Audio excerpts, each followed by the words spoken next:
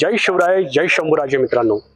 पुनस्वी आपलं सर्वांचं अजून एका नवीन ब्लॉगमध्ये मनपूर्वक हार्दिक स्वागत आहे. मित्रांनो, आज आपण एका नवीन ऐतिहासिक ठिकाणी पोहोचलोय. पुण्याच्या आळंदीच्या अगदी जवळ असलेल्या तुळापूर या ठिकाणी आपण आज आलोय. तुम्ही पाठीमागे पाहू शकता. या ठिकाणी औरंगजेबाने साक्तवीर संस्कृत पंडित छत्रपती संभाजीराजांची हाल करून हत्या याच ठिकाणी केली होती. चला तर मग या ब्लॉगच्या माध्यमातून इथला परिसर आपण पाहूया आणि छत्रपती संभाजी महाराजांचं जे काही स्मारक आहे, जे काही पुतळा आहे, त्याचं सर्वप्रथम आपण दर्शन घेऊया. चला.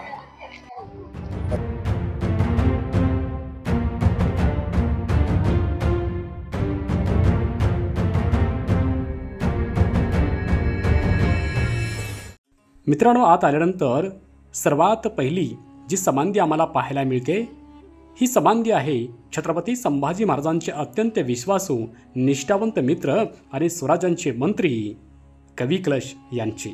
पाहू शकता आपण. मित्रांनो, कवी कलश यांच्या समाधीचं दर्शन घेऊन थोडं पुढं आल्यावर माझ्या पुढे तुम्ही जी समाधी पाहत आहात ती आहे स्वराज्य रक्षक छत्रपती संभाजी महाराज यांची मुख्य समाधी.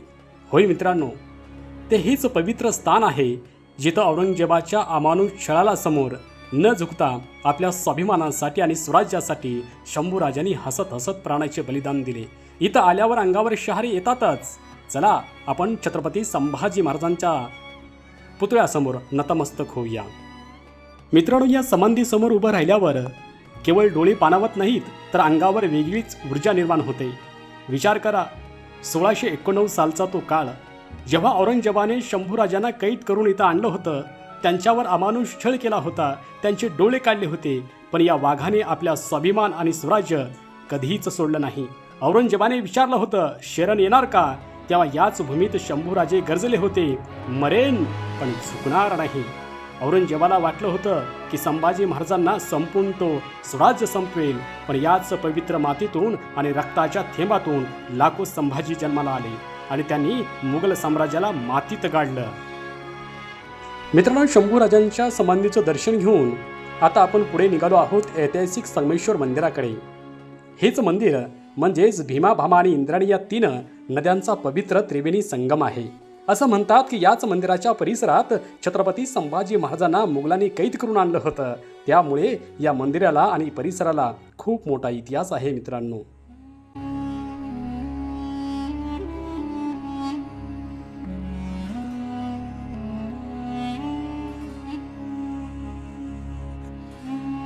मित्रांनो, दीपमाळ पाहत पुढे आल्यानंतर मंदिराच्या अगदी प्रवेशद्वारावर आपल्याला हा भव्य आणि देखणा नंदी महाराजांचं दर्शन होतं. शिवमंदिरांचे रक्षक मानल्या जाणाऱ्या नंदी महाराजांची ही मूर्ती अतिशय जुनी आणि कोरीव आहे. मित्रांनो, असं म्हणतात की ही नंदी महाराजांच्या कानात आपण आपली मनोकामना सांगितली की थेट ती महादेवापर्यंत पोहोचते. चला आपण नंदी महाराजांच्या चरणी लीन होऊया.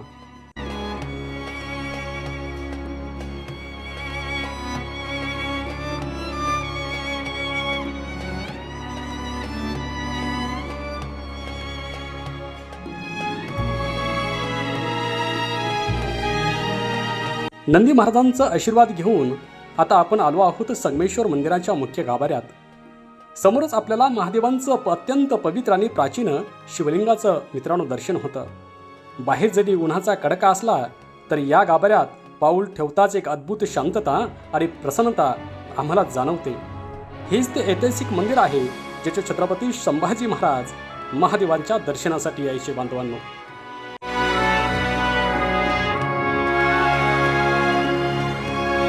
मित्रांनो, मंदिराचं दर्शन घेऊन बाहेर आल्यानंतर आता आपण चाललो आहोत या ब्लॉकच्या सर्वात सुंदर आणि शांत ठिकाणी. माझ्या पुढे तुम्ही पाहू शकता, हा आहेत भीमा, भामा आणि इंद्राणी या 3 पवित्र नद्याची त्रिवेणी संगम.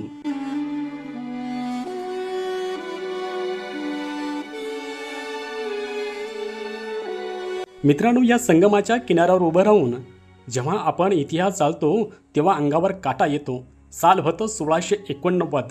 मुघल बादशाह औरंगजेबाने छत्रपती संभाजी महाराज आणि कवी कलश यांना संगमेश्वराहून दगाफटका करून कैद केलं आणि याच तुळापूरच्या भूमीमध्ये आणलं. औरंगजेबानं महाराजासमोर काही अटी ठेवल्या. मित्रांनो, स्वराज्य माझ्या स्वाधीन कर, तुझा खजिना कुठे आहे ते सांग आणि इस्लाम धर्म स्वीकार. पण शिवरायांच्या छावा औरंगजेबासमोर कधीच झुकला नाही. महाराजांनी बाणेदारपणे औरंगजेबांना सर्व अटी फेटाळून लावल्या आणि या चवताळलेल्या औरंगजेबाने संभाजी महाराजांची अतोनात हाल केले. त्यांचे डोळे काढले, जीभ छाटली आणि शंभूराजांनी आपला स्वाभिमान आणि धर्म कधी सोडला नाही. अखेर याच नद्याच्या तीरावर महाराजांनी आपल्या प्राणाची आहुती दिली.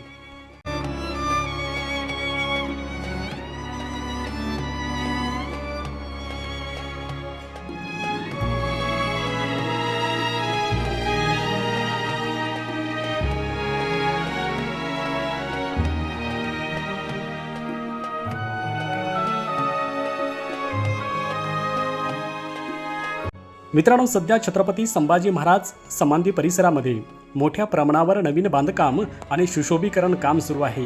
आपल्या या लाडक्या राजांचे बलिदान स्थळ जगाच्या नकाशावर अधिक भव्य आणि दिमागदार दिसावे यासाठी महाराष्ट्र शासनाकडून शेकडो कोटी रुपयांचा तुळापूर आणि वडबुद्रुक समाधीस्थळी विकास आराखडा राबवला जात आहे.